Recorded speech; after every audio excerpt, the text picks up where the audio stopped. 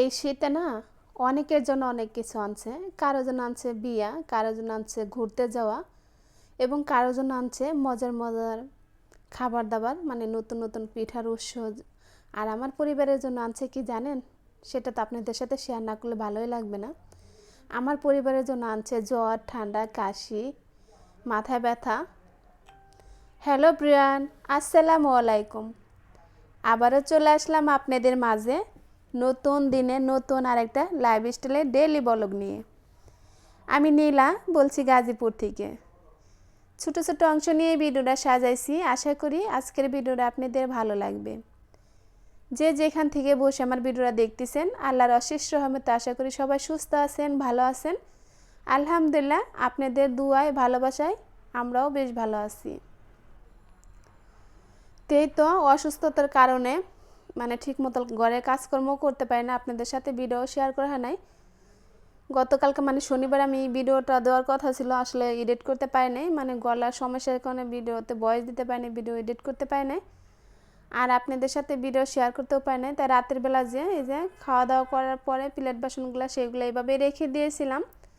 এটা আমি সহজে কখনো রাখি না, যে সময় শরীর খারাপ থাকে তখনও কিন্তু রেখে থাকি। তাই সেই প্লেট বাসনগুলোই কিন্তু ধুয়ে নিলাম। তা আপনাদের সাথে কথা বলতে বলতে আমার প্লেট বাসনগুলো ধোয়া হয়ে গেছে, আর এখানে আমি রান্নাটাও বসিয়ে দিয়েছি। তো রান্নাটা ভাতটা আমি এখন মার গেলে নিব, কারণ সোহান বাবার দোকানে চলে যাবে, তার জন্যই কিন্তু সকালে রান্না করা। আর বাসায় যে গতকালকে আগে মানে আগের ভিডিওতে যে বলছিলাম বাসায় মেহমান আসছিল, মানে বিকালবেলা ভাইয়ের বসছিল, শুধু রাতটা থেকেছে। সকালবেলা মানে সোহানের বাবা যাওয়ার পরেই, ওই সময় সোহানের বাবা যাওয়ার আধা ঘন্টা পরেই বেরোয় গিয়েছে, মানে মায়াকে রেডি করে চলে গিয়েছে। তো যাওয়ার পরে কিন্তু আমি ভিডিওটা ভয়েস দিচ্ছি, কারণ এই ভিডিওটা আমার শনিবারে ছাড়ার কথা ছিল। আসলে অসুস্থতার কারণে ভিডিও এডিট করতে পারি নাই, আর এই কারণে ছাড়ছি না। তারপর আরেকটু একটু ঝামেলা ছিল, সেটা আপনাদের সাথে শেয়ার করলাম না। তো এখানে মানে আমার ভাস্তিকে রেডি করে নিচ্ছে, তাই আমার ছোটো ছেলেটা আমার মোবাইলটা টিপতেছে, ওখানে মানে ওরা দুষ্টামি করছে, তাই আপনাদের সাথে একটু শেয়ার করলাম। সবাই মাশাল্লাহ বললে দিবেন আমার ভাগ্নির জন্য, সরি আমার বাস্তির জন্য, আমার ভাইয়ের একটা মেয়ে। তোরা এখনই চলে যাবে। তো মেয়ে জুতা পরে নিচ্ছে, আর ওদেরকে আমি নিচে যাই গাড়িতে তুলে দিয়ে আসবো। আর আমার ভাইয়ের বোন মানে আমার যে ভাইয়ের শাশুড়ি অনেক অসুস্থ, মানে তার অপারেশন করবে, তাই ও আসছে দেশের থেকে, দুধ নিয়ে আসছে, তাই আমার ফ্রিজে রাখছিল, সেটাই নিয়ে যাচ্ছে। তা আমি ওকে নিচে যাই গাড়িতে উঠে দিয়ে আসবো। তাই মানে আমার বাসতে বলছে ফুপি তুমি আসাম, বলছে না তুমি যাও। তো ওকে কিন্তু আমি গাড়িতে নিচের থেকে যাই উঠে দিয়ে আসছি। সোহানে কিন্তু এই মুহূর্তে স্কুলে আসছে। তো দেখতে পাচ্ছেন বাসার কি অবস্থা। বাসায় মেহমান আসলে কিন্তু আসলে বাচ্চা কাচ্চা থাকলে কিন্তু বাচ্চারা দুষ্টমিটা বেশিই করে। তাই এইগুলো এখন আমি গুছিয়ে নিব আর আপনাদের সাথে কথা বলবো, কারণ যতই অসুস্থতা থাকি না কেন সংসারের কাজকর্ম কিন্তু আমাদের করতেই হবে। আমাদের কাজ ছাড়া কিন্তু গতি নেই, আমাদের কিন্তু একদিনের জন্য ছুটি নেই। আমাদের এই সংসার জীবনটা যতদিন এই পৃথিবীতে বেঁচে থাকবো, এই সংসার নামের জীবনটা কিন্তু আমাদেরকে পালন করে যেতেই হবে। তো এগুলো আমি ঝাড়ু দিয়ে ধুলবালু পরিষ্কার করে নিচ্ছি। আর এই পর্যায়ে আমার ভালোবাসার মানুষদেরকে একটা কথা মনে করে দিচ্ছি, যারা আমার ভিডিও শুরুতে এই পর্যন্ত আসেন একটা লাইক দিতে ভুলে গেছেন, প্লিজ দয়া করে একটা লাইক দিয়ে দিবেন। আপনাদের ছোট্ট একটা লাইকে আমাকে পারবে সামনের দিকে এগিয়ে নেওয়ার জন্য, আর বেশ কিছু মানুষের সাথে পরিচিত করে দেওয়ার জন্য, আর বিশেষ করে পরে তার একটা ভিডিও বানানোর জন্য উৎসাহ করে তুলতে আমাকে।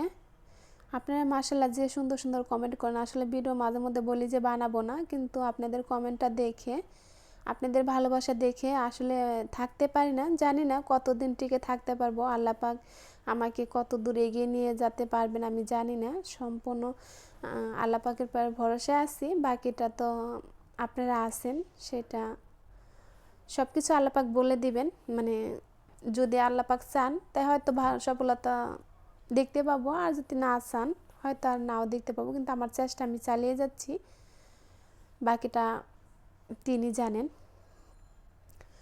তো আমি কিন্তু ফার্নিচারগুলো মুছে মানে নিলাম। আর আমাদের প্রতিটা গৃহিণীরই কিন্তু একই অবস্থা, কারণ সংসার জীবন না মানে এটা সবাই জানে। তো আমি কিন্তু সব কিছু পরিষ্কার করে নিয়েছি, ওইটাও এখন একটু পরিষ্কার করে নিব, কারণ এখানে না অনেক ধুলবালু পড়ে, জ্বালানা কিন্তু বেশি একটা মেলা হয় না, তারপর কোথায় থেকে আসে। আর ইদানিং বৃষ্টি না হলে কিন্তু বেশি বাইরে ধুলবালুগুলো বেশি আসে। তো এগুলো আমি একটু মুছে নিব, কারণ আরও সেরকমভাবে কাজ করতেও পারতেছি না, অসুস্থতার কারণ না, আসলে শরীরটা খারাপ লাগে। আর আমার ড্রয়িং রুমে না ছিল, মানে যেখানে টিভি সেটিং করছি ওখানে আমার একটা লাইট ছিল, ওই লাইটটা খোলার পর আমার ড্রয়িং রুমে একটু অন্ধকার টাইপেরই হয়। তা আশা করি আপনারা ক্ষমা দৃষ্টিতে দেখে নেবেন, কারণ আপনারা যদি আমার পাশে না থাকেন তাই কিন্তু আমার কখনকালেও সম্ভব না। শুধু আমার পাশে না, আমরা ইউটিউবে যারা ভিডিও বানাই সবাই সবার পাশে থাকতে হবে, তাই কিন্তু সামনে ভালো কিছু করা যাবে। যদি কেউ কারো পাশে না থাকি তাছাড়া কিন্তু কখনকালেও সম্ভব না যে ভালো কিছু করব। তাই তো আমি আপনাদের সাথে কথা বলতে বলতে মানে ওখানে ফুলদানিগুলা মুছে তারপরে কিন্তু আবার জায়গার জন্য জায়গা রেখে দিয়েছি। আর এখানে গতকালকে কিছু কাপড় ধুয়েছিলাম, কাপড়গুলো তো একদিনে শুকায় না, তো সেই কাপড়গুলো আমি একটু ভাঁজ করে ড্রয়ারে তুলে নিব। এনে সোয়ানের বাবার কাপড়, তো আমার কাপড় তো মানে গোসল করতে করতে 2টা 2:30টা বেজে যায়, তারপরে কিন্তু কাপড়গুলো শুকায় না। বেলকনিতে বললাম না, একদম সকাল সূর্য ওঠার সাথে সাথে রোদ এসে পড়ে, আবার 9টা 9:30 বাজলে রোদ চলে যায়। তো ওই সময় না কাপড় ধুয়ে সারতে পারে না, মানে 10টা 10:30 এরকম বেজে যায় কাপড় ধুতে ধুতে। অন্য অন্য কাজ থাকে, সেগুলো গুছাইতে গুছাইতে না আর হয়ে ওঠে না। তাই তো আমি সোহানের বাবার কাপড়গুলো মানে শুকনো কাপড়গুলো ভাঁজ করে নিচ্ছি। আর এইগুলা ভাঁজ করতে করতে পরে তুলে রেখে দিব। আজকাল আপনাদের সাথে রান্নাবান্না শেয়ার করব না, কারণ রান্নাবান্না যাই করব মানে ওইটার আপনাদের সাথে শেয়ার করবো না। শরীর ভালো লাগলে কিন্তু সব কিছুই ভালো লাগে, শরীর ভালো না লাগলে কিন্তু কোনো কিছুই ভালো লাগে না।